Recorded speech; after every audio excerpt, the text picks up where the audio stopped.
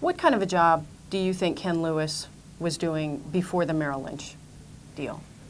Well, you know, you need to go back and look at some of the other acquisitions they did. Again, you know, they did the Countrywide deal. They assumed a lot of risk with that transaction. By our calculation, there were $77 billion of what we consider to be high-risk assets. You know, option arm loans, subprime loans, second lien loans. They were very high-risk deals. The credit was deteriorating on those loans. So again, we think there was too much focus on size. We think he was a good operator, but they stopped focusing on running the business and focused on acquisitions and getting bigger.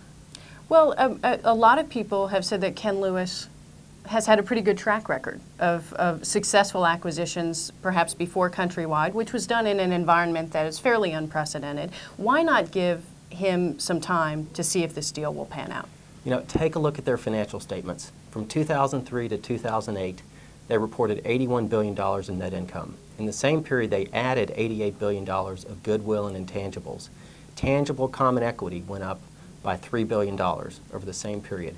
So if you look at the true common equity, the true tangible capital of the company, it really didn't grow over that period. They destroyed a lot of shareholder value through goodwill and overpriced acquisitions. So have you had a problem with the growth of Bank of America before Merrill Lynch? I mean, is this something you've challenged the board on in the past? Well, we haven't. You know, a lot of the other acquisitions were acquisitions where the Bank of America shareholders did not have to approve the deal. The LaSalle acquisition was a large deal. It was a cash deal.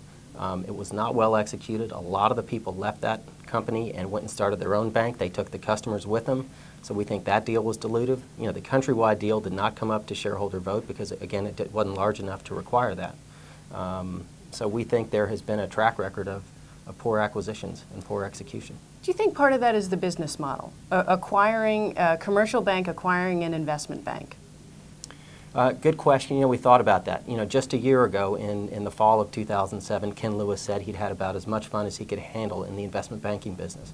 6 months later, he sells the prime brokerage business for a very small amount. And yet 6 months after that, he's making a big acquisition. And so we do question whether or not they know how to run this business and know how to manage it. And if you go way back, they bought Montgomery Securities, and all those employees, you know, left. The reason I ask that is if you are successful in your efforts on all fronts here, then what? I mean, you've still got Bank of America owning an investment bank. You still have some of maybe the core problems with the business model. Going forward, what are your best hopes then? Look, our best hopes are to get a board of directors that is focused on protecting and building shareholder value. And we think there are a lot of candidates that are out there who can do a good job running the business and focus on building shareholder value. Such as? I mean, in terms of people, you know, the campaign we're waging does not allow us to put forth our own slate of directors or even management personnel. So, you know, we can't discuss that. But I promise you, I think there are people out there. Are you talking to people?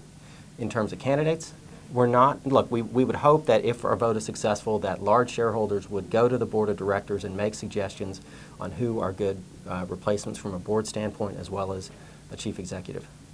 Finally, what are your expectations going into the meeting, the shareholders meeting? You know, I think we're pretty positive.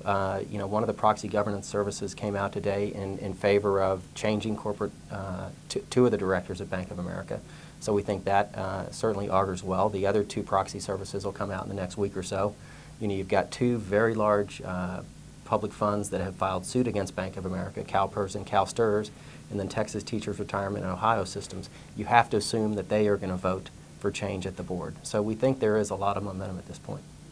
John Finger with Finger Interests, thanks for coming by. Thank you. I'm Suzanne Stevens. Thanks for watching Inside the Deal.